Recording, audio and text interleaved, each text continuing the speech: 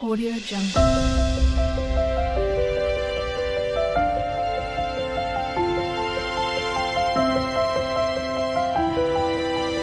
Audio Jungle. Hi అండి, అందరికీ నమస్కారం. ఈరోజు భీష్మ ఏకాదశి, మాఘమాసంలో శుక్లపక్ష ఏకాదశి, విష్ణు ప్రీతికరమైన మహాపర్వం. ఈ రోజున నారాయణర్చన, శ్రీ విష్ణు సహస్రనామ పారాయణ, జప ఉపవాసాదులు విశేష ఫలాలను ఇస్తాయి. భీష్మ నిర్యాణానంతరం వచ్చిన ఏకాదశి కనుక ఈ భాగవత శిఖామణి పేరున ఈ ఏకాదశిని భీష్మ ఏకాదశి అని పిలుస్తారు. గంగామాత శ్రీరూపంలో గర్భధారిణి అయి వసువులను కుమారులుగా కన్నది. అలా వాళ్ళు మనుషులే జన్మించారు.